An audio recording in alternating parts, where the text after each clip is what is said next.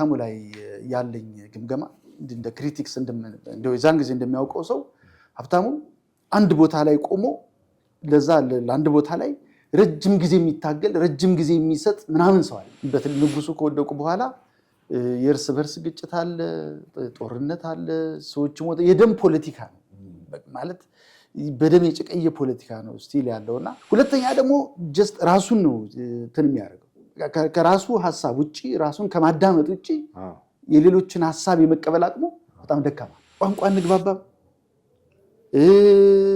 ኢቭን በኢትዮጵያ በሚለው ስም ከዛ ውጭ ሀገር ሄደ እንደገና ደግሞ ኢሳት ገባ። ከኢሳት ደግሞ ወጣና 360 ከ360 ደግሞ አሁን ችግር ያለ ይመስለኛል። አይ ዶንት ኖ የት እንደሚሄድ አላውቅም። ግን እንግዲህ አንድ ሰው ስለተናገረ ሐሳቡን አደራጅቶ ስለገለጸ ፖለቲካ እውቀት አለው ዳውት እኔ እጠራጠራለሁ።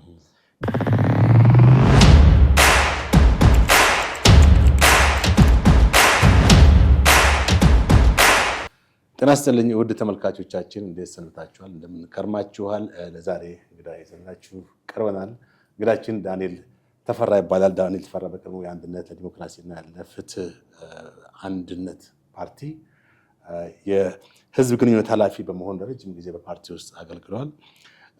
በተጨማሪም የተለያዩ ፖለቲካ መጽሐፍትን በመጻፍም ይታወቃል። ከነዚህም ውስጥ ከፓርላማ በስተጀርባ፣ አገር የተቀማ ትውልድ እንዲሁም በብዙ ሰዎች ዘንድ ደግሞ የሚታወቀው የነጋሶ መንገድ ዳንዲ ነጋሶ ነው ይባላል። ዳንዲ ነጋሶ መንገድ እና በቀድሞ የኢፌዴሪ ፕሬዝዳንት በዶክተር ነጋሶ ህይወት ዙሪያ ያጠነጠነ መጽሐፍ ነው። በወቅቱ በጣም ተነባቢ ነበር። እኔ ራሴ አንብቤዋለሁ። የዛን ጊዜ እንደ ጋዜጣ ነው የተሸጠው ማለት ነው። አስታውሳለሁ። እና ዛሬም አለ መጽሐፍት ቤቶች ላይ ይታያል። እና በርካታ መጽሐፍቶችን እንግዲህ ለአንባቢያን በፖለቲካ ዙሪያ በተለይ በፓርላማ በስተጀርባ የሚለውም ቀላል መጽሐፍ አልነበረም። እንደገና በተመስገን ደሳለኝ እንግዲህ በወቅቱ በጣም ቶፕ የጋዜጣ አዘጋጅ ነበረ። በዛን ጊዜ በህትመት ሚዲያ ዘመን ብለው መጽሔት ልትለው ትችላለህ። እና ፍትህ መጽሔት ላይም አምደኛ በመሆን ብዙ መጽሐፎችን ለአንባቢያን ያቀርብ ነበር። እንደገና ደግሞ በፍኖተ ነፃነት የአንድነት ፓርቲ መጽሔት ጋዜጣ አይደለ? በአንድነት ፓርቲ የሚዘጋጅ ሁለት ጋዜጦች ነበሩት። አንደኛው ምን ነበር? አንደኛው የሚሊዮኖች ድምጽ ነው። አንደኛው ደግሞ ፍኖተ ነፃነት ነው። በጣም ብዙ ኮፒዎች እና የአንድ ነፃ ፕሬስ ጋዜጣ ያክል ኮፒ ይታተሙ። በጣም የዛኔ የጋዜጣ ዘመን ነበረ። እንደዛሬ ወደ ዲጂታል ጊዜ ሚዲያ ሳይመጣ ሰዎች መረጃ የሚያገኙባቸው ትክክል መስመር ጋዜጣና መጽሔት ነው በአብዛኛው። እና ኤኒዌይስ እንግዲህ የጋዜጣ ዘመን ተመልሶ ይመጣል ብለን ተስፋ እናድርግ። እንኳን ለዚህ ቃለ መጠይቅ ስለተባበርክ እናመሰግናለን ዳኒ። የተለያዩ ጥያቄዎችን በማንሳት አብረን የተወሰነ ደቂቃ ምንቆይ ይሆናል። እንግዲህ በፖለቲካ ውስጥ በጣም ንቁ ተሳትፎ እንደነበረ አስታውሳለሁ። እኔ በጣም በሳል ሀሳቦችን ሲሰነዝር እንደነበር አስታውሳለሁ። አንድነት ፓርቲ ውስጥ አንድነት ፓርቲ በጣም ጠንካራ ፓርቲ ነው። ህወሓት ኢህአዴግ ነው ያፈረሰው። ሲፈርስም አስታውሳለሁ። እንዴት ነው እስኪ ኦልሞስት ረጅም ዓመት ከፖለቲካ ዓለምም ራስን አግለሃል፣ ግን በሶሻል ሚዲያ ላይ ጽሁፎችን ያለው አሁንም ጠንካራና በሳል ጽሁፎችን በፌስቡክ እና በተለያየ ስታስተላልፍ አያለሁ። ኦልሞስት ከ10 ዓመት በላይ በፖለቲካ ውስጥ ራስን አግለሃል ማለት ነው። አው እንግዲህ ከመሰረቱ ስንነሳ ትንሽ አጠር አድርጎ ለመግለጽ ያክል ባክግራውንዴ ያው በጆርናሊዝም ኤንድ ኮሚኒኬሽን ነው ግራጁዌት ያደረኩት እና ሞር እንግዲህ በዩኒቨርሲቲ ደረጃ ጆርናሊዝም የሚሰጠው ካሪኩለሙ የእንግሊዝና የአሜሪካ ነው እና ብዙ ስለ ነፃው ፕሬስ ነው። አራተኛው ስቴት ነው እየተባለ ነው የሚነገረው እና ጀስት በጣም ጥሩ የፕሬስ ጋዜጠኛ የመሆን ህልም ነበረ እና በዛ ያን ህልም ለማሳካት የተለያዩ ጽሁፎችን መንግስትን የሚጎነትሉ ጽሁፎችን መጻፍ ሲጀመር መጋጨት ተጀመረ ከመንግስት ጋር እና ያን የነበረው ያው የህወሓት መንግስት ወይም የህወሓት ኢህአዴግ አስተዳደር ትንሽ ኃይለኛ ነበር እና ያን ሲሆን መጻፍ ካልቻለ ግድ ነፃነትን ለማረጋገጥ እዚህ ሀገር ላይ ዲሞክራሲ እንዲሰፍን ለማድረግ ሐሳብን በነፃነት መግለጽ ጥሩ ደረጃ ላይ እንዲደርስ የራሴን አስተዋጽኦ ማድረግ አለብኝ በሚል እና በቅርብ ጓደኞቼ ገፋፊነት ወደ ፖለቲካው ገባሁኝ። እና ፖለቲካ ውስጥ በነበረ ቆይታ መጀመሪያ ሳገለግል የነበረው ሞር ፕሬሱ ላይ ነበር። በህዝብ ግንኙነት በኩል የሚታተሙ መጽሔቶች ነበሩ። መጀመሪያ የጀመርነው ሰሙና የምትባል መጽሔት ነበረች፣ 4 ገጽ ያላት በኤፎር የምትታተም ቅዳሜ የምናሰራጫት ነበረች፣ ቅዳሜ እሑድ። እና ከዛ ነው የጀመርነው። ስለዚህ በሱ በኩል እያልኩ ስመጣ የህዝብ ግንኙነት አካባቢ ቅርበት ፈጠርኩኝ፣ በተለይ አንድነት ፓርቲ ውስጥ። በመጨረሻም ዶክተር ኃይሉ አርያ አንጋፋው ምሁር፣ እሳቸው የአንድነት ፓርቲ የህዝብ ግንኙነት ኃላፊ ነበሩ። ለእሳቸው ምክትል ሆንኩኝ።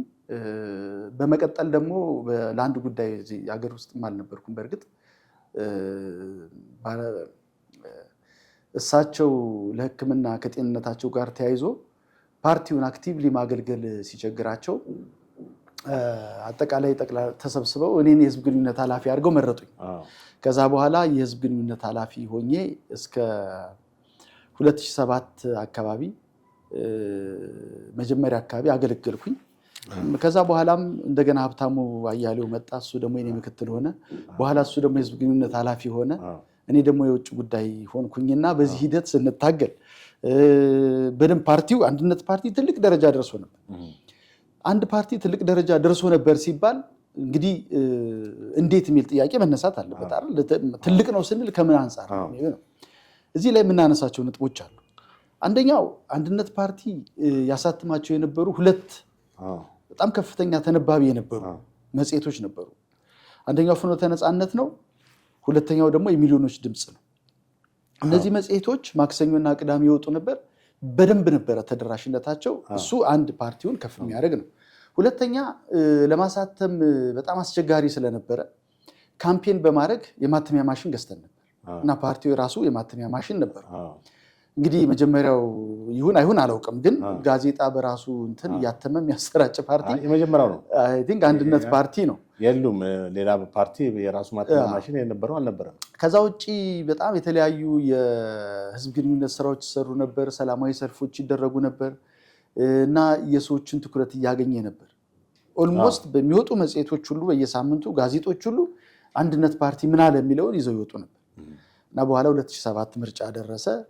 ያ የ2007 ምርጫ ሲደርስ እንግዲህ ያው እንደተለመደው የአፍሪካ ምርጫ የኢትዮጵያ ምርጫ የሚታወቅ ነው፣ ጫናው መጣ እና ሞር ፓርቲውን ለሁለት የመክፈል ነገር መጣ። ወደ ቢሮም እንዳንገባ፣ ረጅም ታሪክ ነው አጠራጠር ላድርግልህ። ወደ ቢሮም እንዳንገባ ተከለከል። በወቅቱ ላደራጇቸው ትዕግስቱ አውሎ ለሚመራው ለሱ ተሰጠ። ተበታተን፣ በቃ ምንም ማድረግ አልቻለም። ስለዚህ ከዛ በኋላ ብዙ ጓደኞቼ ወደ ውጭ ወጡ። ወደ ውጭ መውጣት አልፈለኩም፣ እውነት ለመና እድሉ ቢኖረኝም እሱን ብዙ አልፈለኩም። ቤተሰብም ስላለኝ እዚሁ ሆኜ ነው መታገል የፈለኩትና ለራሴ የጥሞና ጊዜ ወሰድኩኝ። ማለት እንግዲህ በጣም አፍሪካ ውስጥ ትግል በጣም ከባድ ነው። ኢትዮጵያም ውስጥ ምስራቅ አፍሪካ ደግሞ አደገኛ ቀጠና ነው እና ስትታገል ምንድን ነው የሆነ ግብ መኖር አለበት አይደለ? ቅድም እንዴት እንደገባው ነግሬሃለሁ። ከዛ በኋላ ደግሞ የት ነው የምደርሰው ብለህ ማሰብ አለበት እና እንደዚህ አድርገህ ስታስብ ትንሽ ሰላማዊ ትግሉ በጣም ከባድ ቅርቃር ውስጥ ገብቷል። ሁለተኛ እንደገና ህዝቡም በሰላማዊ ትግል ለውጥ ይመጣል የሚል ተስፋው ተሟጧል እና ይሄ በሆነበት ሁኔታ በሰላማዊ ትግል እንዲህ ለውጥ አምጥቼ ምናምን የሚለው የራስን ህይወት ከመብላት ውጭ ትርጉም የለውም እና ከዛ 2007 ላይ አንደኛው ይሄ ነው። ሁለተኛው ደግሞ የቤተሰብ ኃላፊነት አለ። ባለትዳር እንደመሆኔ ልጆች አሉኝ። እነሱንም ደግሞ ጥሩ ዜጋ አድርጎ ማውጣት ያስፈልጋል። እነሱን ደግሞ ጥሩ ዜጋ ለማድረግ የግድ የሚያስፈልጋቸውን ነገር ለማሟላት መስራት አለብኝ። የአባትነት ኃላፊነቴን መወጣት አለብኝ። የራሴን ቤተሰብ በደንብ በሁለት እግሩ ሳላቆም ለኢትዮጵያ ህዝብ ጠቅማለሁ ብዬ እንትን ማድረግ ራሴን ከመጉዳት ውጭና ህዝቡንም ሌላ ችግር ውስጥ እንትን ከማድረግ ውጭ የሚጠቅም ነገር ሆኖ አላገኘሁትምና ይሄ ሁለተኛው ምክንያቴ ነው። ሶስተኛው ደግሞ ፖለቲካውም አልገባኝም የነበረው ማለት አንዳንዴ ፖለቲካው አይገባም። የኛ ሀገር ፖለቲካ እንግዲህ ኦልሞስት ከተበላሸ ወደ 60 ዓመት ሊሆነው ፖለቲካው። በተለይ ንጉሱ ከወደቁ በኋላ የእርስ በርስ ግጭት አለ፣ ጦርነት አለ፣ ሰዎች ሞተ። የደም ፖለቲካ ነው ማለት በደም የጨቀየ ፖለቲካ ነው ስቲል ያለውና እንደዚህ አይነት ፖለቲካ ባለበት ሁኔታ ውስጥ ብዙ ነገሮች አይገቡም። እንደ አንድ ሰላማዊ ታጋይ ትንሽ እነዚህ ነገሮች አሉና የጥሞና ጊዜ መውሰድ እንዳለብኝ አስቤ ከ2007 በኋላ በየትኛውም የፖለቲካ ፓርቲ ውስጥ የለሁም። ምናልባት ተስፋ መቁረጥ ነው ወይስ በኢትዮጵያ ፖለቲካ ላይ አጠቃላይ ምንም ለውጥ አይመጣም? ተስፋ መቁረጥ አይደለም። በነገር ላይ ፖለቲካ ውስጥ ተስፋ አይቆረጥም። አንድ ነገር ልንገርህ፣ ፖለቲካ እንደ ዱላ ቅብብል ነው ማለት አንድ ሰው ጀምረዋል፣ ሁለተኛው ይቀበላል፣ ሶስተኛው ይቀጥለዋል። እንደዚህ በዱላ ቅብብል ነው እንጂ የምታሳካው እንደ አንድ ግለሰብ ኢትዮጵያን ብቻዬን ተሸክሜ ዞራለሁ ብለህ የምታስብ ከሆነ ወይ እብድ ነው የምትሆነው ወይም ወፈፌ ነው የሚያደርገው። ስለዚህ ምንድነው ተስፋ መቁረጥ አይደለም። ግን እኔ በገባኝ መጠን በሰላማዊ ትግል ለውጥ ይመጣል ብዬ ባሰብኩት መጠን በጽሁፍም በሰላማዊ ተቃውሞም የተለያዩ የተቃውሞ ሰልፎችን በመምራትም ተሳትፌያለሁ። ስለዚህ የራሴን አስተዋጽኦ እስከ 2007 ድረስ አድርጌያለሁ። የጥሞና ጊዜ መውሰድ፣ ራሴን በእውቀት ማበልጸግ አለብኝ። የኢኮኖሚ ኢሹ አለ። እነዚህን ነገሮች ደግሞ ማሳካት ያስፈልጋል። ቅድም የጠቀስኩልህ ነገሮች አሉ። እነዚህን ነገሮች ለማሳካት ትንሽ የጥሞና ጊዜ መውሰድ ያስፈልጋል። እንግዲህ በቀጣይ ትመጣለህ ወይ አትመጣም ወይ ጊዜው ነው የሚወስነው ነው። ስለ ሀብታሙ አያሌው አንስተሃል። ሀብታሙ አያሌው እንግዲህ በ360 ሚዲያ በጣም ነው ይታወቃል። መልካም ባልሆነ ሁኔታ ማለት ነው። አንተ ደግሞ የአንተ ምክትል ሆኖ ነበር ይሰራ ነበረው። እስቲ በዛን ጊዜ በአንድ ፓርቲ ውስጥ የነበረው ሀብታሙ አያሌው እና አሁን በውጭ ሀገር በአንድ ሚዲያ ላይ እያስተላለፈ ያለው ወይ በህዝብ እንትን የተሳለው ሀብታሙን መካከል ያለው ልዩነት አንድነት እንዴት ትገልጸዋለህ? እንግዲህ ከሀብታሙ አያሌው ጋር የምንተዋወቀው አንድነት ፓርቲ ውስጥ ነው። ከዛ በፊት ኢህአዴግ ውስጥ ነበር ይመስለኛል። ፎረም ውስጥ ነበር። የኢትዮጵያ ወጣቶች ሊግ ሊቀመንበር የነበረ ይመስለኛል። እና እዛ ሆኖ በሚያደርገው ነገር በጣም እናደድበት ነበር እኔ በግሌ። እና በኋላ እዛም አልተስማማም ወጣ። ከወጣ በኋላ እንደገና ደግሞ አንድ ማህበር መስርቶ ነበር ወጣቶችን ሰብስቦ። ስሙን ማን ነበር? አንድ ማህበር መስርቶ ነበር የተለያዩ ወጣቶችን ሰብስቦ። እንደ እንትን ነው፣ ተቋም ነው፣ የፖለቲካ ማህበር አይደለም። እንደ ቲንክ ታንክ አይነት ልትለው ትችላለህ። ወጣቶች ተሰብስበው ፖለቲካ ፓርቲዎችን ማድረግ የሚገባቸውን የሆነ ነገር ያደርጋሉ። እሱ ነው የሚመራቸው። ያኛው ስብስብ ጫና ሲፈጥርበት ነው ወደ አንድነት ፓርቲ የመጣው ሀብታሙ። አንድነት ፓርቲ ሲመጣ በእውነት ለመናገር እኛም እንዲመጣ ፈልገን ነበር፣ ሌሎችም። ምክንያቱም ሀብታሙ ኢህአዴግ ቤት በነበረበትም ጊዜ የራሱ የፖለቲካ ልምድ አለው። ከወጣ በኋላ በራሱ ያደረገው እንቅስቃሴ አለ። በኋላ ደግሞ እንደገና ደግሞ አንድነት ፓርቲ ውስጥ ቢመጣ ይጠቅመናል የሚል ግምገማ ነበር። ስለዚህ ሌሎች ሰዎች ኃላፊነት ወስደው አነጋግረው የአንድነት ፓርቲ አባል ሆነ። የአንድነት ፓርቲ አባል እንደሆነ ቀጥታ የኔ ህዝብ ግንኙነት ኃላፊ ነበርኩኝ። እሱ ደግሞ የኔ የህዝብ ግንኙነት ምክትል ኃላፊ ሆኖ የተወሰነ ጊዜ ሰርተናል። እና እንግዲህ የዛን ጊዜ ፓርቲውን ሲቀላቀል እንግዲህ የፓርቲውን ደንብና ፕሮግራም ተቀብሎ ነው አይደለ? ሁላችንም የሚገዛን የአንድ ፓርቲ የፖለቲካ ደንብና ፕሮግራም፣ ያን ፕሮግራም ለማሳካት ነው። በህገ ደንቡ ደግሞ ትገዛበታለህ ማለት ነው። ስለዚህ የዛን ጊዜ የነበረው ሀብታሙ ያው ሰላማዊ ታጋይ ነው። ፓርቲውን በደንብ ያግዛል። የተለያዩ ስብሰባዎች ላይ የመናገር አቅሙ የሚታወቅ ነውና አንዳንድ ሀሳቦችን እናዋጣና እነዛን ሀሳቦች አሳምሮ በማቅረብ ለፓርቲው ብዙ አስተዋጽኦ አድርጓል። የዛን ጊዜ በነበረበት ሁኔታ ማለት ነው። ከዛ በኋላ ግን እንግዲህ ያው ወደ ውጭ ወጣ ምናምን። እኔ አሁንም እንዳንድ ሰው የሚያደርገውን ነገር አለው። እንግዲህ በሚያደርገው ነገር ተስማማለሁ አትስማማም፣ እሱ ሌላ ጥያቄ ነው የሚሆነው። ግን እኔ ምንድነው ሀብታሙ ላይ ያለኝ ግምገማ እንደ ክሪቲክስ የዛን ጊዜ እንደሚያውቀው ሰው ሀብታሙ አንድ ቦታ ላይ ቆሞ ለዛ ለአንድ ቦታ ላይ ረጅም ጊዜ የሚታገል ረጅም ጊዜ የሚሰጥ ምናምን ሰው አይደለም። አንደኛው ይሄ። ሁለተኛ ደግሞ ጀስት ራሱን ነው እንትን የሚያደርገው ከራሱ ሐሳብ ውጪ ራሱን ከማዳመጥ ውጪ የሌሎችን ሐሳብ የመቀበል አቅሙ በጣም ደካማ ነው። ይሄን ለማስረዳት እንግዲህ ማየት እንችላለን። ከ2007 በኋላ 2007 ከኢህአዴግ ቤት ነበረ። ከዛ እንደ ወጣት ማህበር መሰረተ፣ አንድነት ፓርቲ ውስጥ መጣ። ከዛ ውጭ ሀገር ሄደ። እንደገና ደግሞ ኢሳት ገባ። ከኢሳት ደግሞ ወጣና 360 ከ360 ደግሞ አሁን ችግር ያለ ይመስለኛል። አይ ዶንት ኖ የት እንደሚሄድ አላውቅም። ግን እንግዲህ አንድ ሰው ስለተናገረ ሐሳቡን አደራጅቶ ስለገለጸ ፖለቲካ እውቀት አለው ዳውት እኔ እጠራጠራለሁ። ግን አንድ ሰው ያን የፖለቲካ እንትን ከራሱ አንግል ግን ካየው በጣም አስቸጋሪ ነው የሚሆነው እና አንዳንዴ ቅድም እንዳልኩ አሁን ለሆነ ፖለቲካ ዓላማ ታገላለሁ ስትል ብቻህን አትጨርሰው። ብቻህን የምትጨርሰው ትግል የለም። እዚህ ሀገር ተባብረን ራሱ ብቻህን አይደለም ፖለቲካው ራሱ አጥንትን ሁሉ የሚበላ ፖለቲካ ነው ያለው እዚህ ሀገር ላይ ቆርጥሞ ነው የሚጥል። እንደዚህ አይነት ፖለቲካ ባለበት ሁኔታ አንድ ሰው እኔ ብቻ አውቅልሃለሁ እያለ ያ ለዛ ዓላማ ከቆመ ያ ሰው ትክክል አይደለም ማለት እና ስቲል እንደዚህ አይነት ነገሮች ይታዩበታል። አሁን ደግሞ እያገለገለ ያለው ሞር በጋዜጠኝነት ይመስለኛል።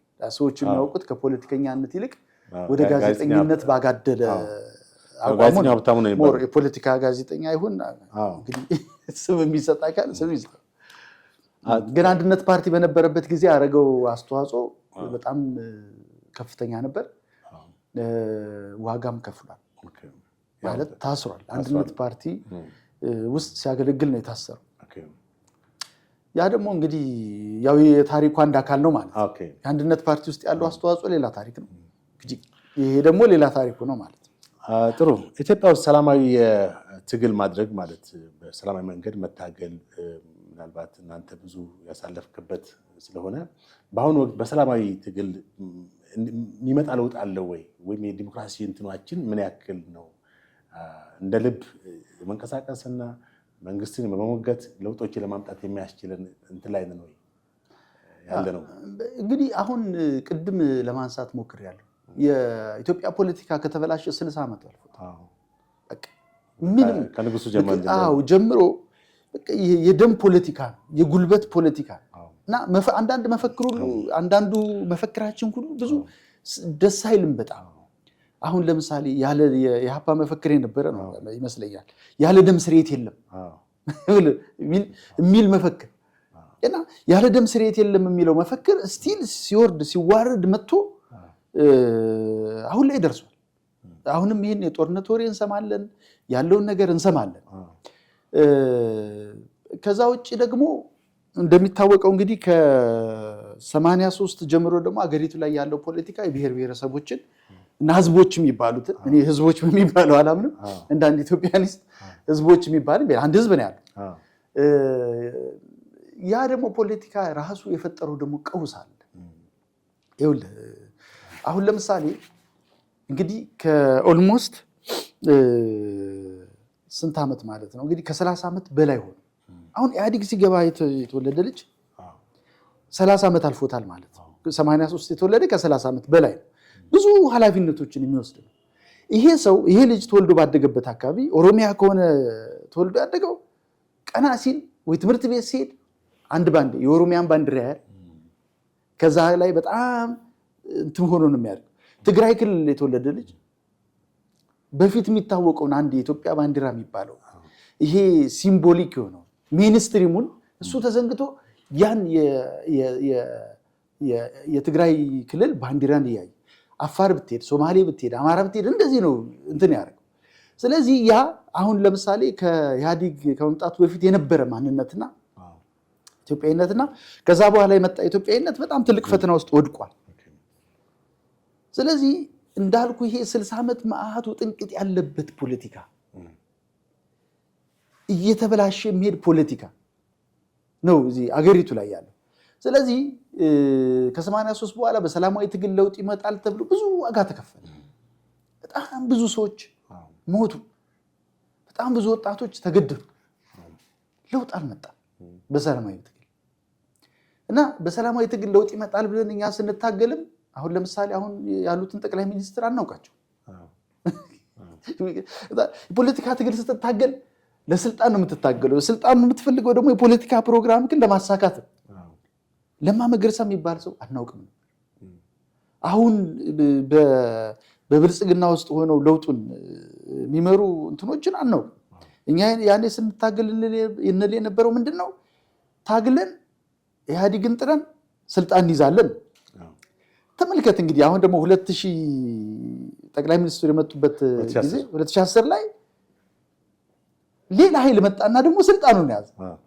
ይሄ ኃይል ደግሞ ሲመጣ በቃ ዲሞክራሲ ያመጣለው አገሪቱን አረጋጋለው ምናምን ሚል ማአት ነገር ቃል የተገባ ነገር አለ።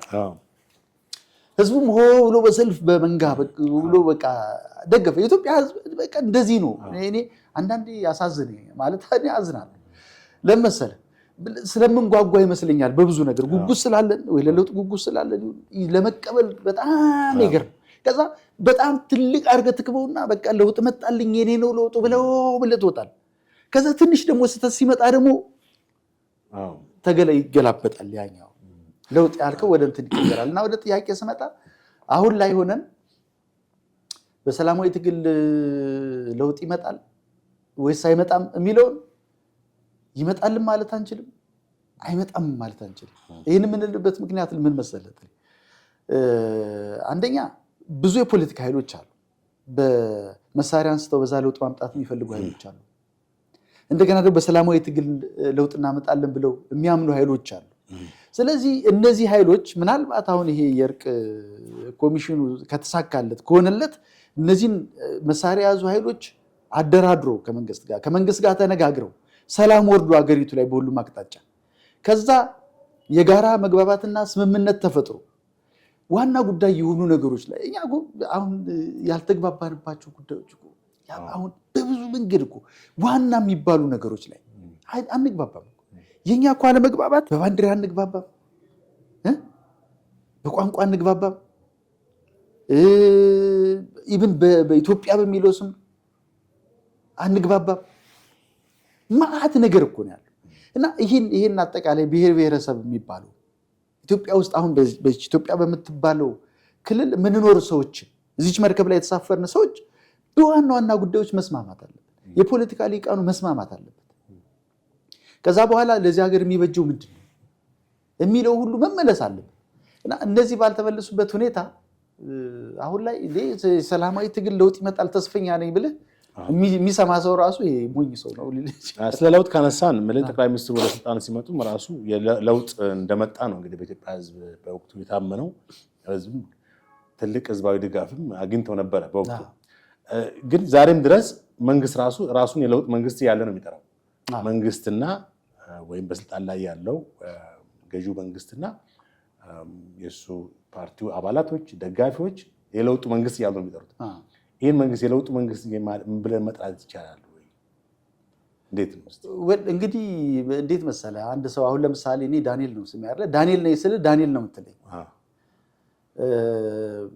በቃ ይሄ በዶክተር አብይ የሚመራው መንግስት ሲመጣ የለውጥ መንግስት ነኝ አለ። በቃ የለውጥ መንግስት ነኝ አለ። በነገራችን ላይ ብዙ አጀንዳዎች ተቃዋሚ ጎራ ላይ እናነሳቸው የነበሩ አጀንዳዎች ወይም የፖለቲካ ፕሮግራም ውስጥ ያሉ ነገሮች ናቸው የሚነሱት። የወደብ ጉዳይን ጨምሮ ማለት ነው፣ የባህር በር ጉዳይ እሱን ጨምሮ ብዙ ነገሮች ያኔ ጠቅላይ ሚኒስትሩ ቃል ገብተው ፓርላማ ላይ ባለ ሲመታቸውን የመጀመሪያውን ያደረጉት ንግግር በጣም ሰፊ ነው። የዛን ጊዜ ራሱ እኔ ትዝ ይለኛል ራሱ ሸገር ሬዲዮ ላይ 40 ምናምን ጊዜ ኢትዮጵያ ምናምን ተብሎ ተቆጥሮ ማለት ነው። እና እንግዲህ ኢትዮጵያ የሚል መሪም ናፍቆን ነበር ማለት ነው። እውነት ነው። በፊቶቹ የሚሉት ይህች ሀገር ነው የሚሉት። ይህች ሀገር ይላሉ። የትኛው ሀገር ነው አላውቅም። ሀገሪቱ ነው የሚልህ የፖለቲካ ባለስልጣኑ። እና በእንደዛ የመጣን ኃይል የመጣን ህዝብ አንድ ጠቅላይ ሚኒስትር መጥቶ ኢትዮጵያ ሲል በቃ እንትን ያደርግሃል። ብዙ ተስፋዎች ነበሩ፣ ብዙ ጉጉቶች አሉ። ስለዚህ የለውጥ መንግስት ነኝ ብሎ ሲመጣ የለውጥ መንግስት ነው የምትለው ብለህ የምትጠራው። ግን ለውጡ ስንት ዓመት ይፈጅበታል የሚለውን እንግዲህ ጌታ ነው የሚያውቀው። ማለት ምን ለመለወጥ አሁን የለውጥ መንግስት ማለት የሆነ ነገር ሪፎርም አካሄጄ ያን ቀይሬ የተሻለ ነገር ለዚህ ሀገር አመጣለሁ አይደል? ምን ያክል ጊዜ ይፈጃል የሚለውን እንግዲህ እነሱ ናቸው የሚያውቁት። የለውጥ እንትኔን ጨርሼ አሁን የመደመር መንግስት ሆናል ይመስለኛል። አይ ቲንክ አንድ ስቴፕ ለመሻገር ያሰበ ይመስለኛል። የለውጥ መንግስት ነበረ፣ አሁን ደግሞ የመደመር መንግስት ነው እና በቃ ወደ መንግስትነት ለውጡን ጨርሼ ወደ መደመር መንግስትነት መጥቻለሁ የሚል ነገር ይዞ መጥቷል። ስለዚህ እንግዲህ ያው እኛ እንዳልኩ የመርከቢቱ ተሳፋሪዎች ይሄ ለውጥ መንግስት ወይም የመደመር መንግስት ወዴት እንደሚወስደን በሂደት የምናየው ነው የሚሆነው። በተለይ በዚህ ዓመት ምርጫ ይካሄዳል ተብሎ ይጠበቃል። ይሄ ምርጫ በምን ደረጃ ያሳትፋል፣ አሳታፊነቱ እንደገና ደግሞ አኩርፈው ያሉ ኃይሎችን መሳሪያ አንስተው የሚታገሉ ኃይሎችን እንደገና ደግሞ የተለያየ ክልላቸውን ይዘው ደግሞ የራሳቸው መንግስት የሆኑ ኃይሎችን እንደ ህወሓት አይነቱ እንደገና ደግሞ በአማራ ክልል ያለውንም ብዙ ጥያቄ ያለባቸውን ክልሎች እንዴት አድርጎ አሰባስቦ አንድ የፖለቲካ ኃይል ይፈጥራል እና እንዴት ምርጫ አካሄዶ መንግስት ይሆናል የሚለው የሚጠበቅ ነገር ነው የሚሆነው እና አይ ቲንክ ከዚህ ዓመት በኋላ ደግሞ ሌላ ነገር ወዴት እንደሚሄድ እንግዲህ አብረን የምናየው ነው የሚሆነው። ትክክል። ያው ለውጥ እንግዲህ ሪላቲቭ ነው፣ አንጻራዊ ነው። የመጡ ለውጦች አሉ። ለምሳሌ ኢህአዴግ ጥሏቸው የሉ አንዳንድ ነገሮች ተቀይረዋል፣ ተቋማቶች ተቀይረዋል እና ሌሎች ነገሮች ከተሞች ቼንጅ አድርገዋል፣ ሪፎርም አድርገዋል። ከአዲስ አበባ ጀምሮ ክልል ከተሞች፣ ሌሎች የሚታዩ ነገሮች አሉ። ችግሩ ብዙም ሰው የሚያነሳው ምንድነው በሰው ላይ የተካሄደ ለውጥ የለም ነው። ዋናው ደግሞ እሱ ነው። ግን ችግሩን ልንገር ጋላ ይቅርታ፣ የብዙ ሰው ጥያቄ አሁን ለምሳሌ ማንም ሰው ልማት የሚጠላ ያለ አይመስለኝም፣ እኛን ጨምሮ። እኔ አሁን መንገድ ላይ አይሸናም፣ አዲስ አበባ ላይ ብዙ ነገር ታያለ፣ ለውጦችን ታያለ፣ የተለያዩ ከተሞችም ታያለ። ግን እንደ ኒው ደልሂ ላዩ የሚብለቀለቅ ብቻ ከተማ እንዳይሆን ደግሞ መጠንቀቅ ያስፈልጋል። ሰው በኢኮኖሚ በጣም እየተቸገረ ነው ያለው። ከእጅ ወዳፍ ለማድረግ በጣም ችግር ነው ሀገሪቱ ላይ አሁን ያለው ነገር። አንደኛው ሁለተኛው እና በጣም ከባዱ ሌላ ችግር ደግሞ የብዙ ሰው ጥያቄ የሰላሙ ጉዳይ ማለት ከአዲስ አበባ 100 ኪሎ ሜትር ሄደ ለመምጣት የምሰጋበት ሀገር ይዘህ አይ ያደኩ ነው የሚለው ትንሽ ይጋጫል። በጣም ይሄ አስቸጋሪ ነው የሚሆነው። የሰዎች በነገር ላይ የኢትዮጵያ ሕዝብ የሚጠይቀው መሰረታዊ ጥያቄ በጣም ትንሽ ነው። በነገር አሁን ሰው ብዙ ነገር የሚጠይቅ ይመስለዋል። 3 ነገሮችን ነው የሚጠይቀው የኢትዮጵያ ሕዝብ። አንደኛው ሰላም ነው። አሁን አንዱ ዝም ብለህ መንገድ ላይ ብትጠይቀው እስቲና የሆነ ነገር ብትለው ምን ትፈልጋለህ ብትለው ሰላም ይልሃል። ምን ትፈልጋለህ ብትለው ዳቦ ይልሃል። ምን ትፈልጋለህ ብትለው ልጆቹን ማስተማር ይፈልጋል። እነዚህ የሰፊው ሕዝብ ጥያቄ 3 ናቸው። እነዚህን ጥያቄዎች ባልተመለሱበት ሁኔታ የከተሞች ማደግና መልማት እንግዲህ የከተማ እድገት የከተማ ልማት ለህዝብ ነው አይደለ? ለሚኖርበትም በምቾት እንዲኖር ያ ዜጋ እንደ ዜጋ ነው እነዛ ከተሞች የሚሰሩትና እነዚህን መሰረታዊ ጥያቄዎች መመለስ ላይ በጣም ችግር ያለ ይመስለኛል። እንግዲህ ያው የሰላማዊ ትግልን በደንብ ታውቀዋለህ። በዛም ውስጥ ለረጅም ጊዜ አገልግለሃል፣ ለውጥ ማምጣት ማለት ነው። ይሁንና አንተ አሁን ራስህን አግለሃል ከዚህ ፖለቲካው። በዚች ሀገር ላይ የምልህ አሁን ትጥቅ ይዘው የተነሱ ኃይሎች አሉ። ቀድሞ የነበረው የኦነግ ሸኔም በኦሮሚያ ክልል፣ አሁን ደግሞ ካለፉት 2 ዓመታት ወደዚህ በአማራ ክልል ያው እንደሚታወቅ ፋኖ በስፋት ብዙ ነገሮች እንትን እያለ ነው ማለት ትግል እያካሄደ ነው። ያ እንደ አማራጭ ማለት ትክክል ነው ብሎ መውሰድ ይቻላል። ያንን ሰላማዊ መንገድ የማይመጣ ከሆነ ያ ነው አማራጭ ወይንስ ሌላ 3ኛ ነገር አለ? አሁን የፖለቲካ ዓላማህን የምታሳካባቸው መንገዶች አሉ። እንግዲህ አንደኛው በሰላማዊ ትግል ነው። ሁለተኛው ደግሞ በጉልበት ነው አይደለ? በጉልበት እነጥቃለሁ ነው፣ በጉልበት እንደዚህ ያደርጋለሁ ነው። ግን በሰላማዊ ትግል ስትታገል ያው በቃ በሰላም ነው። ብዕር ነው የሚኖርህ፣ ወረቀት ነው የሚኖርህ፣ ሀሳብክን ነው ማታገያ የምታደርገው ማለት ነው። ግን በትጥቅ ትግል ደግሞ ስትመጣ ያው መታገያው ሌላ ነው የሚሆነው። የትጥቅ ትግል በጣም ውስብስብና አስቸጋሪ ነው። ግን ለእንደዚህ አይነት ምክንያት ገፊ ምክንያቶች የሉ ማለት አይቻልም። ምሳሌ አሁን በአማራ ክልል ላይ ከዛ በፊት በጣም ብዙ ጩኸት ነበር፣ በጣም ብዙ ጩኸት ነበር። እኔ ማን የትኛው ኃይል ያርገው አላውቅም። ለምሳሌ በጎጃም መስመር ሲመጡ ፍቼ ላይ ከዛም አለፍ ብሎ መታወቂያ እየታየ እንደ ሰርግ ቤት እንደሚታየው መታወቂያ እየታየ አንተ ለፍ አንተ አታልፍም፣ አንተ ለፍ ማን ለምን ዓላማ እንዳደረገው አላውቅም። ግን ማን ለምንም ዓላማ ያደርገው መንግስት ግን ይህን መከላከል ነበር። ዜጎችን ያስከፋል። እኔ ዜጋ አይደለሁም ወይ? እኔ አንደኛ ዜጋ ነኝ ወይስ ሁለተኛ ዜጋ ነኝ የሚል ጥያቄ ያስነሳል። እና አንዳንዴ ሰዎች በተለያየ መንገድ በሚኖሩበት አካባቢ ጥቃት ይፈጸምባቸዋል። ያን ጥቃት መንግስት እንዲከላከልላቸው ይፈልጋሉ። መንግስት ካልተከላከልላቸው ምንድን ነው የሚያደርጉት? ራሳቸው ናቸው የሚከላከሉት። አንድ ሰው መጀመሪያ ላይ አጠቃ ቢመጣ በህግ አምላክ ነው የምትለው። በህግ አምላክ ስትል ህጉ ወይ የሚመለከተው አካል ካላስጣለህ ራስ ግን አልሞት ባይ ተጋዳይ ትሆናል። እና ለእንደዚህ አይነት ነገር የተለያዩ ሰበቦች ነበሩ። ያን የሚያደርገው የፖለቲካ ኃይል ማን ነው የሚለው እንግዲህ እኔ ያን ኃይል አላውቅም። ግን የፈለገው ኃይል ይሁን ግን ይህን ኃይል ማስቆም ያለበት ግን ስልጣን የያዘው መንግስት። ለምሳሌ የአማራ ተወላጆች በወለጋ በተለያዩ አካባቢዎች በአርሲ ንጹሐን ምንም የማያውቁ እንትን ያደርጋሉ፣ ይገደላሉ። መንግስትን ስጠይቀው መንግስት ኦነግ ሸኔ ያደረገ ይላል። ኦነግ ሸኔን ስጠይቀው ደግሞ ወደ መንግስት ይጠቁማል። እንዲህ በመጠቋቆም ሂደት ውስጥ እየሞቱ ያሉት ንጹሐን ናቸው። ሴቶች፣ ህፃናት፣ አረጋውያን። ያ ሰው የሚያደርገው የፖለቲካ ዓላማውን ለማሳካት ነው። ግን ንጹሐን ደግሞ ያ ሲመጣባቸው ድረስልኝ ብለው ይጮሃል ይላሉ። መድረስ ያለበት መንግስት ነው እና ራሴን መከላከል አለብኝ ወደሚል ይገፋል። ዞሮ ወደምን ይመጣል መሰለህ? መንግስት ሰላምን ማስጠበቅ ላይ፣ በዜጎች በሰላም ወጥተው መግባት ላይ፣ የመኖር ዋስትና ላይ ራሱ ይሄን ማረጋገጥ አለበት። ይሄን ካላረጋገጠ መንግስት ማረጋገጥ ካልቻለ እንዳልኩ ወይ በህግ አምላክ ነው የምትለው ወይ በጉልበት ነው የምትጠቀም። እና ይሄን በደንብ ኮዙ የተለያየ ኮዝ ሊኖር ይችላል። ግን ውጤቱ ደግሞ ምንድነው የሚለውን እሱ አስቸጋሪ። ጦርነት እንደምታውቀው ኢኮኖሚን ይበላል፣ የወጣቶችን ህይወት ይበላል፣ አምራች ዜጋ እንትን ያደርጋል፣ ይቀጥፋል፣ መልካም ስምን ያጎድፋል። ማአት ጉዳት ነው ያለው፣ ማአት ዲስትራክሽን ነው ያለው። ስለዚህ ይሄን እንደው ያለችን አንድ ሀገር ስለሆነች መንግስትም ወደ ሰፊ ሆኖ እንዴት አጠቁ ኃይሎችም ጥያቄያቸውን በሰላማዊ መንገድ በትክክል አቅርበው ተደራድረው ዞሮ ብትዋጋም ውጤቱ እኮ ወደ ድርድር ነው የምትመጣው አይደል? እንዲህ ነው እኮ ቢደረግ። ስለዚህ ያኛው ተዋክተ ድርድር የሚመጣ ከሆነ ለምን ዜጎች ይሞታሉ? እና እነዛ ጥያቄዎች ቀርበው ሰላም እንዲመጣ እዚህ ሀገር ላይ አጥብቀው ከሚመኙ ሰዎች አንዱ ነኝ። በጣም ነው ሰላም የሚናፍቅ። ጥሩ፣ ወደ ባህር ጥያቄ እንምጣ።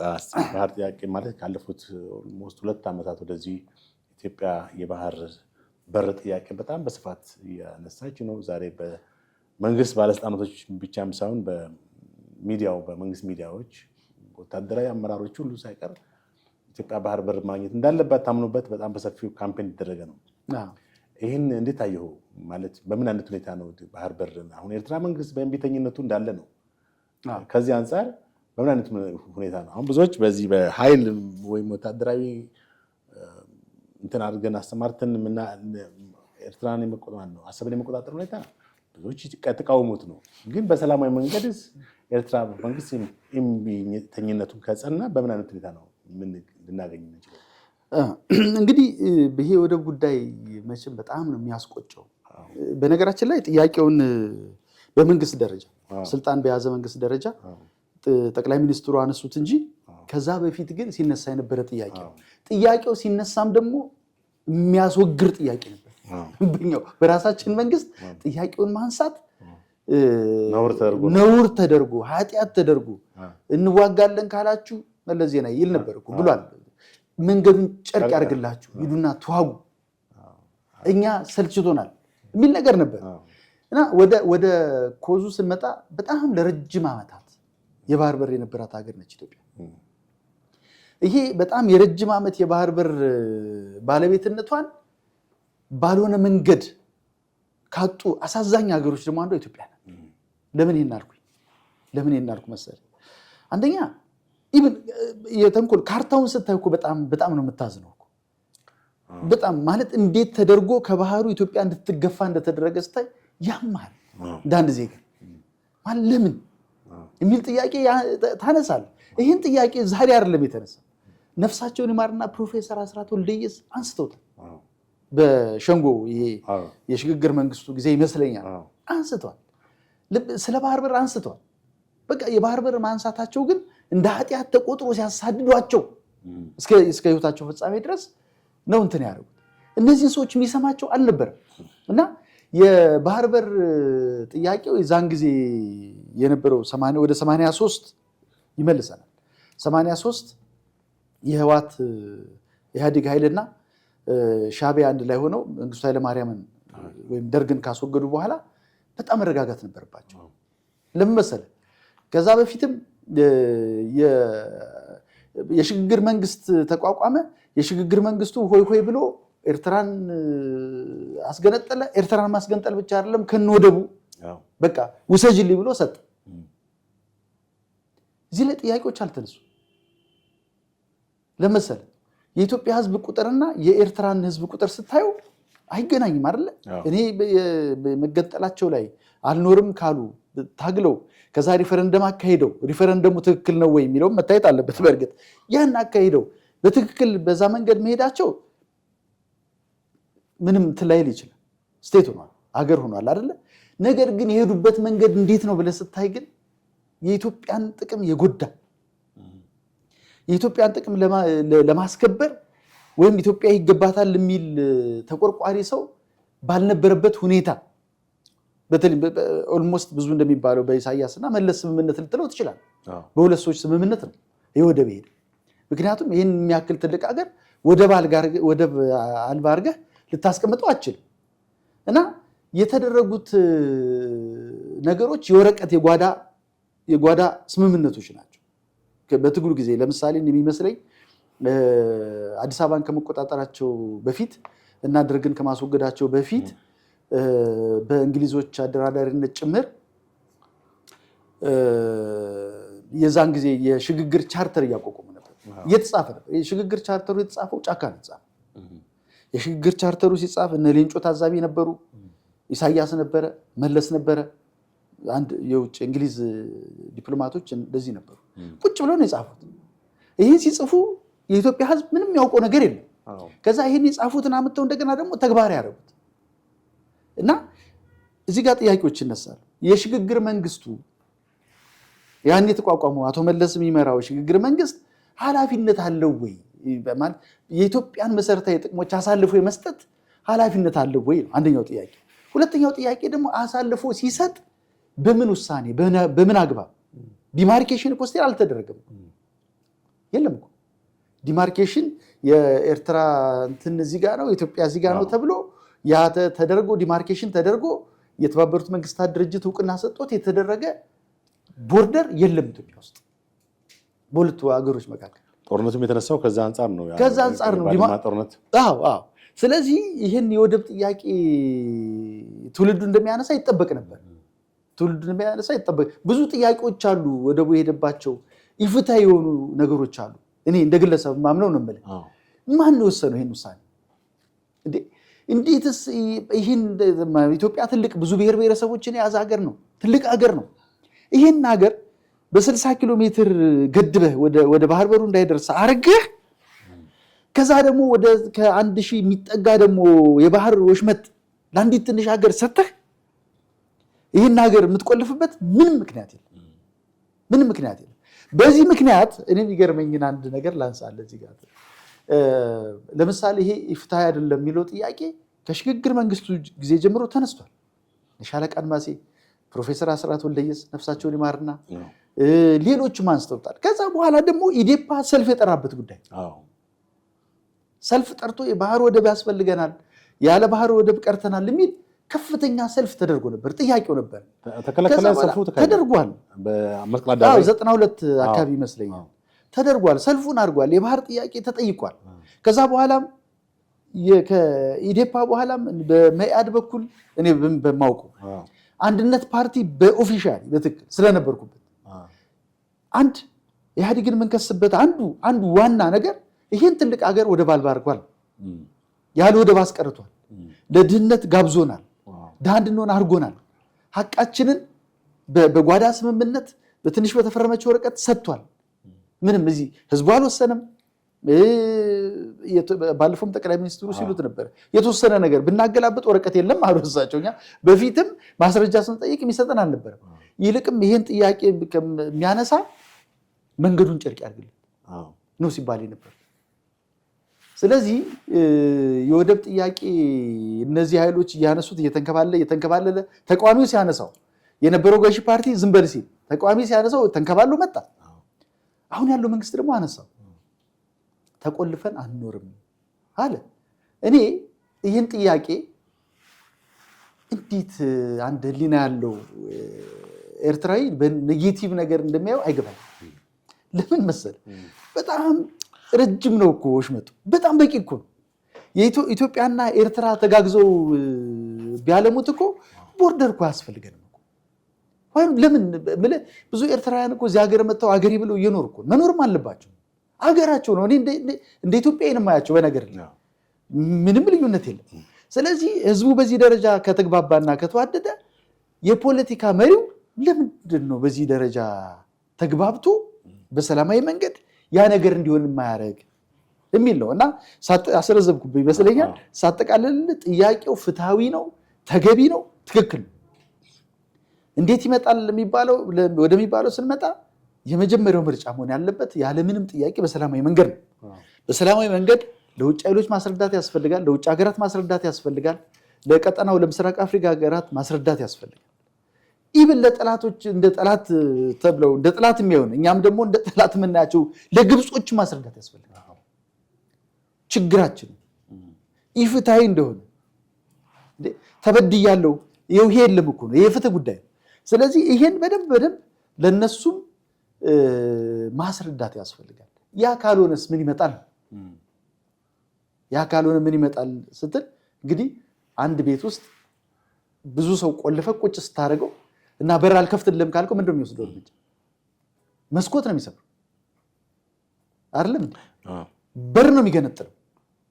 እና ጥያቄው በዚህ ከቀጠለ ያኛው ይሄ በርና መስኮት ገንጥሎ አልታፈንም ብሎ ወደዛ ሜዳ ኃይል ሊመጣ ይችላል። ያን ኃይል ደግሞ እንግዲህ ያው ማስቆም የሚቻል አይመስለኝም። በጣም ከባድ ነው የሚሆነው። እና ይሄ ደም የለመደው የምስራቅ አፍሪካ ቀንድ አካባቢ ሌላ የደም ግብር እንትን እንዳያደርግ ይሄን እንደው በተለይ ኤርትራውያን ከዛም አልፎ እንግዲህ አቶ ኢሳያስ መቼም እየሸመገሉ ነው። አንድ እግራቸው በእኛ በኢትዮጵያ ወደ መቃብር አንድ እግራቸው እየገባ ነው ያለውና ይህን ለኤርትራውያንም ለኢትዮጵያውያንም ይህን አንድ ሁለት አውለው ቢያልፉ እኔ ጥሩ ነው ባይ ነኝ። ይህ ሁኔታ በቀላሉ ይሳካል ወይ የሚለው ነገር በጣም እንትን ነው ማለት ጥያቄ ብታነሳበት ጉዳይ ነው። ምክንያቱም አንደኛ የኤርትራ መንግስት ከጀርባው የውጭ ኃይሎች አሉ፣ በተለይም ግብፅ አለ። ባለፈው ሳምንት ነው ወዲያው ነው ወደ ግብፅ ሄዱት ትዝ ይልሃል። እና ከአልሲሲ ጋር ተገናኝተው ነበር። ያው ዞሮ በዚህ ጉዳይ ነው፣ ሌላ አጀንዳ ሊያነሱ አይችሉም። በተጨማሪም እንደነ ሳውዲ አይነት ሀገራትም የኤርትራ መንግስት ደጋፊዎች ወይም ከአሰብ ጋር በተያያዘም አሰብን እንትን ያደርጉት ሳውዲ ነው መሰለኝ አይደለ? አይ ዶንት ቲንክ ሶ ሳውዲ ሙሉ ለሙሉ የኤርትራ መንግስት ደጋፊ ነው የሚለው አጠራጣሪ ነው። ግን አይ ነው አሰብን ከኢትዮጵያ መንግስት ጋር በደንብ እንትን ብሏል አሰብ። አዎ ከዛ አንጻር ነው። እና አሁን አሰብን አውትሶርስ እያደረገው ነው። ጥያቄው ምን መሰለህ? ቅድም ያልኩ ነው። በቀላሉ ሄደህ በቃ እንትን የምታደርገው ነገር ላይሆን ይችላል። ግን ሀቅ አለህ ነው የምልህ። ሀቅ አሁን ለምሳሌ ባለፈው ጠቅላይ ሚኒስትሩ ያቀረቧቸው ጥያቄዎች አሉ። ማን ነው ለዛ መልስ የሚሰጠው እንዴ?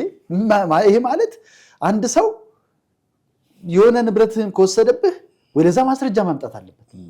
በዚህ መንገድ ነው የወሰድኩት የሚለው ማለት መቻል አለበት አይደል እንዴ? እነዛ ማስረጃዎች መምጣት አለባቸው እንጂ ሽግግር መንግስቱ የሀገርነት እውቅና ሰጥተናል ስላለ ብቻ ያለምንም ከጀርባ ሲሄድ ደግሞ ምንም ህጋዊ ባክግራውንድ በሌለው ሁኔታ ከተባለ ያን ጥያቄ ማንሳት ትክክል ነው ነው።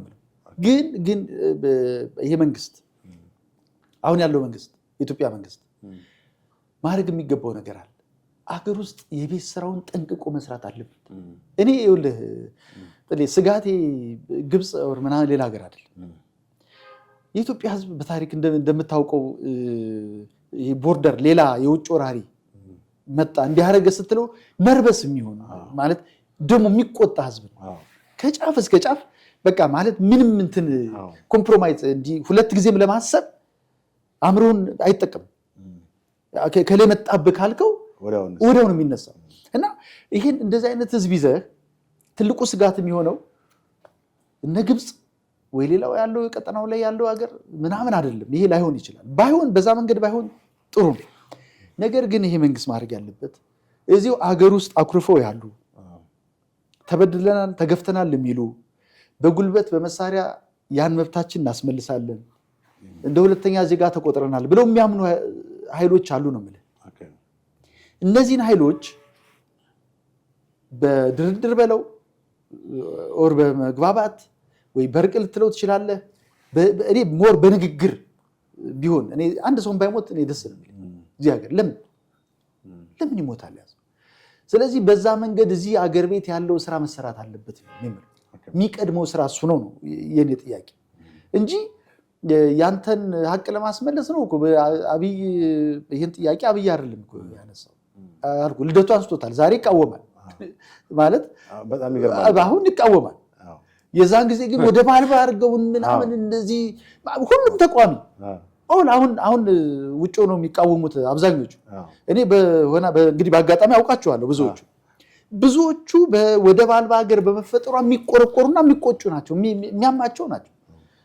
አሁን ለምን እንደዚህ አይነት አቋም ያዙ? እነዚህን ሰዎችም መመለስ ያስፈልጋል።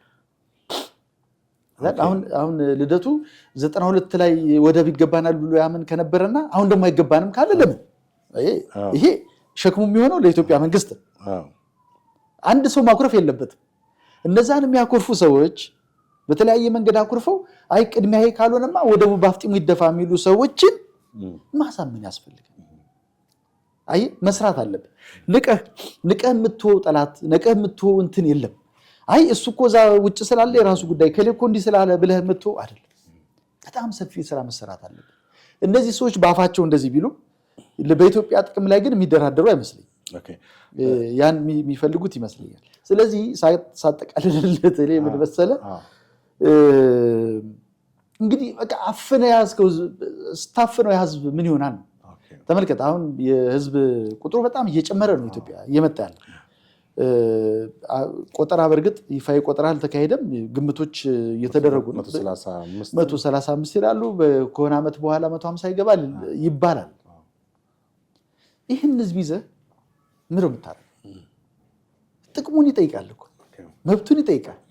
ስለዚህ በሩን ብትቆልፍበት በመስኮት ሰብሮ ይወጣል።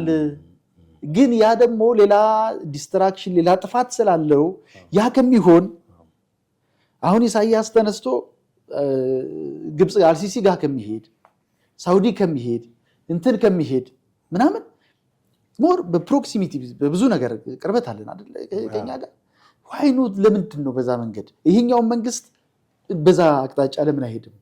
እነዛ ነገሮች መፈተሽ አለባቸው። ውጭ ያሉ ሰዎችን የኛን ሰዎች የሚቃወሙ ሰዎችን ማሳመን ያስፈልጋል። ስለዚህ ዓላማ እንጂ እየናክ ከሌማ ምንም አያመጣም ቶ ይለፍልፍ ከሌ ቶ ይናገር ምናምን እያልክ እንትኑን መንገዱ ይረዝማል። የምንሄድበት የምናገኝበት መንገድ ይረዝማል ነው የምለው። ቅድም ያነሳው ጥያቄ ማለት ሀሳብ ከሳምንት በፊት የፓርላማ አባል አብን አመራር ዶክተር ደሳለኝ ጫኔ ያነሱት ሰምተናል መቼም እና አገር ውስጥ ያሉትን ነገሮች ነው ከመጀመሪያ ግጭቶችን ጦርነቶችን ነው መንግስት ቅድሚያ ሰጥቶ ሪዞልቭ ሊያደርጋቸው የሚገባው እንጂ ወደ ሌላ ዞን ተጨማሪ ጦርነት ሊያስገባን የሚችል አካሄድ መሄድ የለብንም ብለዋል። ምን ያክል ትክክል እኮ ነው። እኔም ትንሽ አስረዝሜብህ ነው እንጂ እና ሀሳብ ነው ያልኩህ። እንትኗ የሚሆነው አሁን ስትዋጋ ይኸውልህ የሶስት ጎን ውጊያ ነው የሚሆነው። እዚህ ጋር ከሸኔ ጋር ትዋጋለህ፣ ከፋኖ ጋር ትዋጋለህ፣ እንደገና እንትንም ህወሓትም አኩርፏል። በዛ በኩል 4 ሊሆን ነው 4 አለ። በዚህ ከ4 እና 5 ኃይል ጋር እየተዋጋህ እንደገና ደግሞ በዛ በኩል አልፈህ የምታደርገው ነገር ዋጋ ያስከፍላል በጣም። እንደገና ደግሞ ጦርን ያራዝመዋል ነገር ይሁን በጣም ረጅም ነው የሚያደርገው እና ሞር አገር ውስጥ ላይ ግን መስራት ያስፈልጋል። እኔ እነዚህ የሚፋለሙ ኃይሎችም እንግዲህ አገሬ ትፍረስ ብለው ያምናሉ ብዬ አልገምትም። ምንም ቢሆን ሰው በአፉ እንደዚህ ቢል እንኳን በልቡ አገሩን ማንም ይወዳል አይደል? ስለዚህ እነዚህ ነገሮች ስላሉ ለዛ እኮ ነው የምልህ ብዙ የቤት ስራው የሚበዛው መንግስት ጋር ብዙ የቤት ስራ ያለበት ያን የቤት ስራውን ከድኖ ካስቀመጠ እንደ ሰነፍ ተማሪ ችግር ነው። ጎበዝ ተማሪ መሆን አለበት መንግስት። ጎበዝ ተማሪ ያን ደብተሩን እየገለጠ በየጊዜ ቤት ስራውን ምን አድርሼዋለሁ፣ ከኮኔክሽኔ ጋር ምን አደረስኩት፣ ምን ፈጠርኩ፣ ከፋኖ ጋር ምን ፈጠርኩኝ፣ እንዴት ሶልቭ አደረኩት፣ ከህወሓት ጋር ምን መፍትሄ የሰጠሁት ምናምን እያልክ ይህን ቶሎ ቶሎ መስራት ያስፈልጋል። ስለዚህ ሰላማዊ አማራጮችን አንጥፍጥፎ መንግስት ያሉትን ሰላማዊ መስመሮች መንገዶች ሁሉ መጠቀም አለበት። ግብጽ ጋር እንኳን መነጋገሩ ምንም ፋይዳ የለውም። ምክንያቱም ከግብጽ ምንም አጠብቅም። ከእርግብ እንትን እንቁላል ማን ነው ከእባብ የእርግብ እንቁላል እንደመጠበቅ ነው። ስለዚህ ምናልባት ጠቅላይ ሚኒስትሩም እንዳሉት አሜሪካና እንግሊዝ ላይ ሄደው እንዲሸመግሉ ይህን ነገር ኮንቪንስ በማድረግ እነዚህን ሀያላን ሀገራት ቻይናንም ጭምር ይህን ጉዳይ በጣም ትኩረት ሰጥተው ኢትዮጵያ የባህር በር ማግኘት እንዳለባት ታሪካዊ እንትኑን በደንብ ደግሞ እንዲረዱ አንደኛ ታሪካዊ ባለቤትነት የሚገርም እኮ ነው። የራሳችን የሆነውን እኮ ነው እየለመንን የራሳችን እና ይሄን ሊረዱ ለማድረግና እዚህ ላይ ወደ ሽምግልናም ወደ ዋቴቨር እንድንጠቀም ብቻ ዋናው ነገር እንድንጠቀም የማድረግ በጋራ ነው። መጨረሻ ላይ እንግዲህ የኃይል አማራጭ የመጨረሻ ጉዳይ ነው። እሱን ላትወስኖት እኮ ትችላለህ።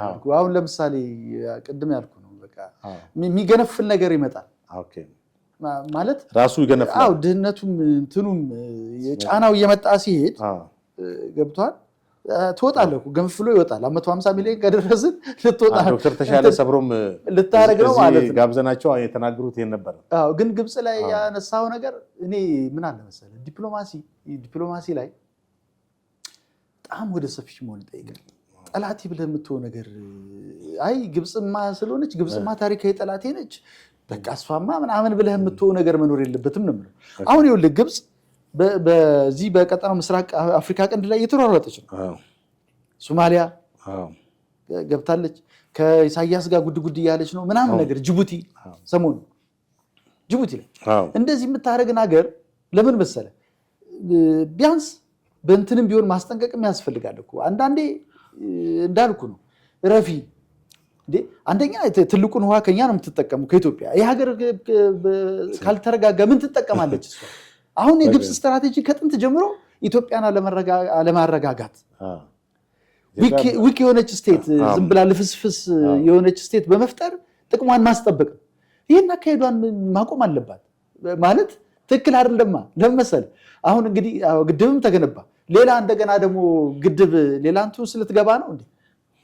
አየህ የጋራ ጥቅም የሚያጠቃቅመን ነገር ካለ መሀል ላይ ያንን እንዴት እንጠቀም የሚለው ላይ በጣም መግባባት ያስፈልጋል። እኔ ግብጾችም ቢሆኑ አይ እነሱን ብሎ ንቆ መተው አይገባም ነው የምለው። ከነሱም ጋር መደራደር ያስፈልጋል፣ መነጋገር ያስፈልጋል። በጣም ከፍተኛ የዲፕሎማሲ ስራ መስራት ያስፈልጋል።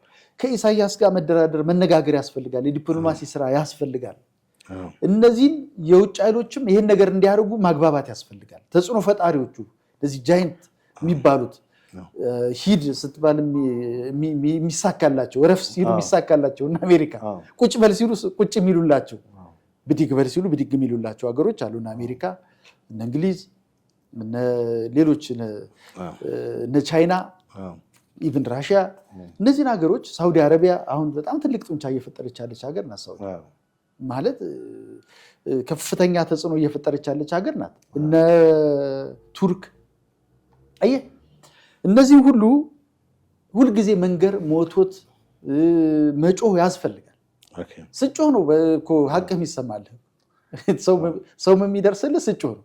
አለበለዛ እነዚህ 3 ነገሮች በደንብ ዲፕሎማሲ መሰራት አለበት፣ የታጠቁ ኃይሎች ላይ መሰራት አለበት። እንደገና ደግሞ ሌሎችም ይሄ ከህግ ጋር የተያዙ ጉዳዮች አሁን ለምሳሌ የባህር በሩ በምን መንገድ ነው ሄደው የሚለው ከህግ ጋር የተያዙ ጉዳዮች በደንብ ተተንትነው መቅረብ አለባቸው። እስከ እኮ ባይዘው የደብዳቤ መጻፍ ይችላሉ የተባበሩት መንግስታት ድርጅት። ግን እነዚህ መረጃዎች ካሉ አፍሪካ ህብረት ምናምን መጻፍ ያስፈልጋል። የዛን ጊዜ እውቅና ኤርትራ ስላገኘች በቃ እውቅ ሀገር ናት ብቻ ብሎ ማለት አይቻልም። ግን እሱ አይጠቅምም ነው። እንደውም እውቅናዋን መንፈግ ይቻላል የሚል አንድ አስተባባሪ ተፈጥሮ ነበር ዲያስፖራ ይሁን። ትክክል። እኔ አንድ እንትን ልንገርህ፣ ዶክተር ነጋሶ በዚህ ጉዳይ አንዴ ጠይቂያቸው ነበር እና ይሄኛው የኤርትራ ሪፈረንደም ሲካሄድ ከሚታዘቡት ሰዎች መካከል ነበሩ። በዛ በቅርበት ጉዳዩን ይከታተሉ ነበር እና አሁን ይሄ በወረቀት እንዲያስገቡ የተደረገው ምን ሻዕቢያ ምን አይነት ቅስቀሳ እንደሰራ ታውቃለህ? አሁን ብዙ ጊዜ በአባባል ይባላል ነፃነት ወይስ ባርነት ነው የምትፈልገው? እንግዲህ ማንም ሰው ነፃነት ወይ ባርነት ስትለው ነፃነት ነው ሊልህ የሚችለው። እነዚህ ሁለት አማራጮች ነው የቀረቡለት። ይሄ ሁለት አማራጮች ደግሞ የቀረበለት በፕሮፓጋንዳ ነው። መጀመሪያ ከምርጫው በፊት እኮ ባሪያ ሆነ ነው መኖር የምትፈልገው። ከኢትዮጵያ ጋር መኖር ባርነት ነው። ከኢትዮጵያ መገንጠል ነፃነት ነው ተብሎ ነው ሪፈረንደሙም ከመደረጉ በፊት ከፍተኛ ስራ ሰርቶበት እንደዚህ ሲያደርጉ እንኳን ያን የነበረው የሽግግር መንግስት ነው ይሄ አይሆንም ብሎ ማለት ነበረበት። ግን መጀመሪያም የነበራቸው ጥምረት ገብቷል። ምን በኢትዮጵያ ቅኝ ተገዝቻለሁ የሚለውን እንደንትን ይዞ እንደመፈክር ይዞ የተነሳ ኃይል ይሄ ሊል ይችላል። ግን ያም እሺ እዛ ድረስም ሄደን እንበል፣ ከዛ በኋላ ቢያንስ ኢትዮጵያ ምን ጥቅም አላት አይባልም የሚል ጥያቄ ይነሳል። ድንበራችን ዲማርኬሽን የት ጋር ነው እንዴት ነው የምንፈታው የሚል ቢያንስ ኦፕን የሆነ ነገር አተውም እንደ ለትውልድ ይተዋል እኮ እና ይሄ በሆነበት ሁኔታ ብቻ ኢፍትሃዊ በሆነ ሁኔታ ነው ያጣቸው። ግን ትልቁ ነጥብ መነሳቱ ነው። ጥያቄ መጀመሪያ አንድ ጥያቄ ሁልጊዜ እኮ መጀመር እኮ ነው። በቃ ሲዳፈን ነበር ተጀመረ ጥያቄ። አሁን ወቅቱን የጠበቀ ጥያቄ እንትን ነው።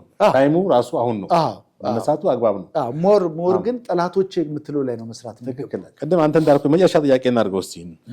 የባህር በር ዛሬ አሁን በጣም ጎልቶ ከጠቅላይ ሚኒስትሩ ጀምሮ የተለያየ ብልጽግና አመራሮች እንዲሁም ሚዲያውም የመንግስት ሚዲያ እና በጣም በህዝብ ዘንድም ሰርጾ እየተሰወራ ነው። ይገባናል የሚለውም በጣም ብዙ ህዝብ በቁጭት እንትን እያለ ነው። ገብቶታል ሰው ድህነቱ መጣ።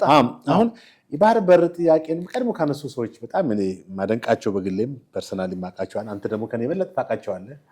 አሰበ ማናት መጽሐፍ ደራሲ ታዋቂው ፖለቲከኛና ምሁር የህግ ምሁር ዶክተር ያዕቆብ ሀብተማርያም ወልደማርያም አሁን በጤንነታቸውን በተመለከተ በምናምን ፈልጌ ነበር ላገኛቸው ስልክ ግን ላገኛቸው አልቻልኩም። እንዴት ናቸው? እኔ በቅርበት አግኝቻቸው አላውቅም። አንድ 2 ዓመት ይሆነኛል። እሱንም በእህታቸው በኩል አንድ ከመጽሐፍ ስራ ጋር በተያያዘ ደሱ እንትን ብዬ ነበር እና በምን ደረጃ ላይ እንዳሉ አላውቅም። መቼም እኛ ሀገር አንድን ሰው በቃ አገር ተጠቅማ በጣም እኮ ትልቅ ነገር ነው የመጣል ነገር የሚታየው እሳቸው 90ዎቹ ነው የጻፉት። 90 ውስጥ 92 አካባቢ ነው የጻፉት። እንደዛ ነው እና በጣም ትክክለኛ መጽሐፍ ነው። እንግዲህ በዛን ጊዜ የእሳቸው መጽሐፍ ጠቀሜታው ምን መሰለህ? የእሳቸው መጽሐፍ እኔ የዛን ጊዜ አንብቤዋለሁ። በጣም የህግ ሰው እንደመሆናቸው መጠን የህግ እንትኖችን ያነሳል። የህግ ክፍተቶች ቅድም የምናነሳቸውን እኮ ጠቅሰዋል እኮ አንቀጽ እየጠቀሱ እንዴት ማድረግ እንዳለብን በቃ ማኒፌስቶ እኮ እንትን በለው እኮ መጽሐፍ ሳይሆን አሁን ለምሳሌ ማንም ሰው ስለ ወደብ ከማድረጉ በፊት እሱ መጽሐፍ ቢያነበው ብዙ ነገር ይጠቀማል፣ ያውቃል፣ ሀቁንም ያውቃል። እኔ እንዲሁም መጽሐፏ እንዳያት ቮሊዩሟ ትንሽ አነስ ትላለች እና በወከባ ውስጥ ነው የጻፉት ነው የሚመስለኝ። የዛን ጊዜ ያው ስለ ወደብ ማንሳት አስቸጋሪ ስለነበር መታተሙም በእርግጥ አንድ ነገር ነው። ጫናም እንደነበረ አውቃለሁ። ከታተመ በኋላ መጽሐፉ እንዳይሰራጭ ከፍተኛ ጫና ነበር። እኔን አውቃለሁ። እና በቃ በእንትን ነው የታተመችው፣ በድብቅ ምናምን የታተመችው። በኋላ በእርግጥ ተሰራጭቷል መጽሐፉ።